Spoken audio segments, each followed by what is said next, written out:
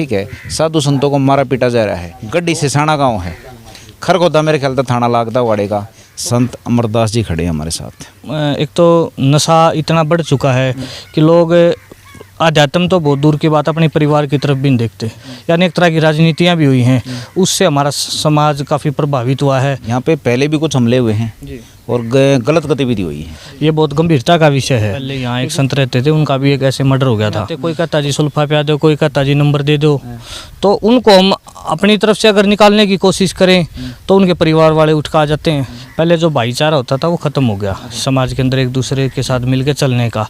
क्योंकि हर विषय के ऊपर तर्क करना, बहसबाजी और नशाखोरी, इन चीज़ों ने ना समाज का थोड़ा सा व्यवस्था बिगाड़ दी, जिस कारण से सारा समाज ही दुखी, चाहे साधु समाज हो चाहे गृहस्थी समाज हो, सभी दुखी हैं। दुख होता है जी। इसी यूट्यूब पर तो नू बताओ था, मगर चाहे मेरी मान ले चाहे अगले मान ले, लेकिन इन्होंने सब कुछ दाव पे लगा के और समाज को जगाने की सोची। और समाज क्या कर रहा है फिलहाल। नमस्कार, मैं रविंद्र डबास। देखिए, संत अमरदास जी खड़े हैं हमारे साथ और गांव है गड्डी सिसाना, खरगोदा के पास पड़ता है। ये थोड़ा सा अप्रोच है और यहाँ पे इनका आश्रम भी है। तो पहले तो मैं आश्रम दिखाना चाहूँगा कि यहाँ का है ना माहौल क्या है। आप भाई साहब एक बार वहाँ से आश्रम से शुरू कर दो और एक बार दिखा दो आप चारों तरफ से। और हिंदू समाज को बढ़ाने के लिए या सिखाने के लिए या जो भी हमारा पतन हो रहा है, ठीक है, उसको सुरक्षित रखने के लिए महाराज इस आश्रम को व्यवस्थित करना चाहते हैं कि संगठित हो जाए किसी तरह। बिखरा पड़ा है सब कुछ, जो जवान पीढ़ी है वो थोड़ा बहुत कुछ सीखे। और ये मंदिर का शुभारंभ चल रहा है। तो फिलहाल क्या है कि आसपास के जो ग्रामीण हैं थोड़ा बहुत वो करते हैं और महाराज अपनी तरफ से जो भी कोशिश है वो छोटी मोटी यहाँ पे दिख रही है। इस कोशिश को बड़ा बनाने के लिए सहयोग चाहिए सबका। उसमें कहने की मेरे को कोई ज़रूरत नहीं है। गांव बता दिया, गड्डी सिसाना महाराज जी हैं, नंबर इनका फ्लैश कर देंगे। तो आपको अपने धर्म की रक्षा के लिए शायद यहाँ पे सहयोग करना चाहिए, हर एक तरह से, तन मन और धन से भी। अब आगे बात करेंगे कि अमरदास जी का लक्ष्य क्या है और वो चाहते क्या हैं समाज में, ऐसी क्या कमी दिख गई कि उनको ये वाणा वेश धारण करना पड़े। महाराज नमस्कार। नमस्कार जी। सर जी, पहले तो आप अपना है ना परिचय दीजिए मेरे को। मेरा शुभ नाम अवधूत संत अमरदास है। मैं गरीबदासी संप्रदाय से बिलोंग करता हूँ और यहाँ आज गांव गड्डी सिसाना के अंदर दादा हाठीवाला जो आश्रम है, काफ़ी 200-250 साल पुराना ये स्थान है। तो कुछ कारणों से, कुछ ऐसे योग के कारण, तो उस वजह से ये स्थान काफ़ी विकसित नहीं हो पाया था। तो धर्म प्रचार के लिए, आध्यात्मिक प्रचार के लिए इस स्थान को पुनः शुरू किया जा रहा है और इसमें कार्य चल रहा है। अच्छा महाराज जी, मेरे ख्याल से आपका जो सांसारिक नाम है वो बताने का कष्ट करोगे? सांसारिक नाम थोड़ा सा बताते नहीं जी हम, थोड़ा। चलो ठीक है, नहीं बताते। कुल मिला के कह सकते हैं कि आप लोकल हो, हमारी भाषा को समझते हैं। बिल्कुल। तो हम थोड़ा लोकल बात करेंगे जी, कनेक्टेड जल्दी होगी पब्लिक से। बिल्कुल। ठीक है ना। तो ये बताइए कि जो ये हमारे जो धार्मिक काम होते हैं, जैसे आप करवा रहे हो, तो काफ़ी महीने से हम वॉच कर रहे हैं आपको। आप है ना थोड़ा तंग हो रहे हो इसमें, क्योंकि वो सहयोग नहीं मिल रहा जनता का जो मिलना चाहिए हमारे समाज का। ये सहयोग नहीं मिल रहा, तो इसका मतलब कुछ ना कुछ गलत जरूर चल रहा है। दिमाग के मतलब कि उस पैटर्न में नहीं आ रहे, अपने धार्मिक हिसाब से गंभीर इतने नहीं हो रहे। ये कुछ गलत चीज़ नहीं चल रही है समाज के अंदर। जो एक तो नशा इतना बढ़ चुका है कि लोग आध्यात्म तो बहुत दूर की बात, अपने परिवार की तरफ भी नहीं देखते। और ये जो फैलाव नई पीढ़ी के अंदर जो आया है, या फिर कुछ ऐसे हमारे समाज के अंदर कुछ ऐसे कार्य हुए हैं जिससे लोगों की भावना के ऊपर भी ठेस पहुंची है, यानी एक तरह की राजनीतियाँ भी हुई हैं, उससे हमारा समाज काफ़ी प्रभावित हुआ है। जिसकी हमारे साथ साथ हर तरह की लगभग जो धार्मिक संस्थाएँ हैं वो इस चीज़ का सामना कर रही हैं। अच्छा महाराज, एक बात बताइए, मैं थोड़ी सी चीज़ पकड़ूँगा यहाँ पे कि आपके इस डेरे पे ये भी जो आश्रम है, ठीक है, यहाँ पे पहले भी कुछ हमले हुए हैं और गलत गतिविधि हुई है, ठीक है, और अभी भी कोई ताज़ा है, ठीक है, पुलिस में लंबित भी हो। तो ये जो लगातार हमले हो रहे हैं और भी जो है हमारे हरियाणा में, दिल्ली में जो भी डेरे हैं, महाराज हैं, ठीक है, लगातार कुछ हमले होते हैं। और जो अपराधी प्रवृत्ति के, ठीक है, वो हमला करते वक्त सोचते नहीं कि भाई ये सांसारिक नहीं है, ठीक है, ये हमारे ही आदमी हैं, हमारे धर्म को बढ़ा रहे हैं। तो ये जो अपराधी सिस्टम चल रहा है, ठीक है, क्या सोचा है इसके बारे में? समाज लड़ेगा या खुद आपको आना पड़ेगा या कुछ और तैयार होगा? ये जो आज का जो समय चल रहा है, जिस तरह की परिस्थितियों से साधु समाज गुजर रहा है, ये बहुत गंभीरता का विषय है। क्योंकि मैं यहीं की घटना बता देता हूँ। आज से करीब 15 साल पहले यहाँ एक संत रहते थे, उनका भी एक ऐसे मर्डर हो गया था। तो मर्डर होने के बाद कुछ ऐसे लोग थे समाज के अंदर जिन्होंने कहा अभी क्या पता बाबा की पोस्टमार्टम ना करानी पड़ जाए, और पोस्टमार्टम करा ली तो क्या पता किसी का नाम ना जाए, गाँव से कोई गिरफ्तारी ना हो जाए, उससे पहले उनका संस्कार कर दिया गया। तो इस तरह से लोगों की थोड़ी मानसिकता ऐसी है कि वो अपने लिए तो कदम उठाने को तैयार हैं, लेकिन जो व्यक्ति समाज के लिए अपना घर परिवार सब कुछ छोड़ के आया है, उनको इस तरह का कोई सहयोग समाज से बहुत कम मिल रहा है। हम लोग कह सकते हैं कि भाई साधु समाज तो धर्म की रक्षा कर रहा है, ठीक है, लेकिन जो पब्लिक है, जनता है, जिनके लिए कर रहे हैं, वो खुद साधु की रक्षा नहीं कर रही। इसके अंदर ये भी है जिस तरह जो महात्मा गांव के स्थान पर बैठा है, तो उसमें हम किसी व्यक्ति को ये नहीं कह सकते भी आप आश्रम के अंदर मत आओ, क्योंकि कह देता जी हमारे गांव का, हमारे समाज का है।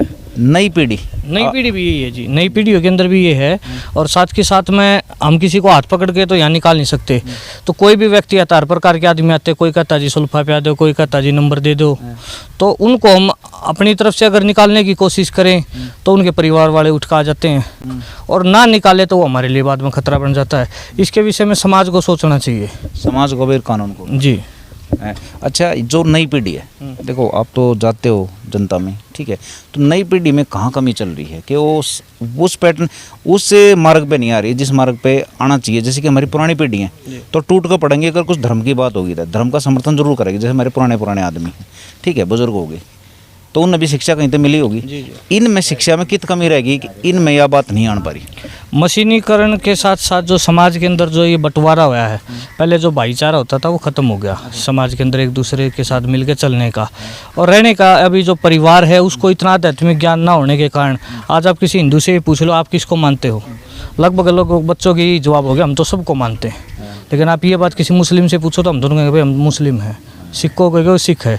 तो जो ये धर्मनिरपेक्षता एक जो कानून हमारे ऊपर ऐसा थोपा था, उसके कारण जो लोगों की मानसिकता बदली है ना, तो उससे हमारे समाज के अंदर इस चीज़ के ऊपर बहुत प्रभाव पड़ा है। समाज ने काफ़ी भाईचारा भी निभाया है, लेकिन फिर भी ऐसे आपने पता भी है ऐसी शिकायतें समाज के अंदर आई जिसमें दो धर्मों के आपस में मतभेद भी हुए हैं, और आजकल समाज के अंदर ये चीज़ें चल भी रही हैं।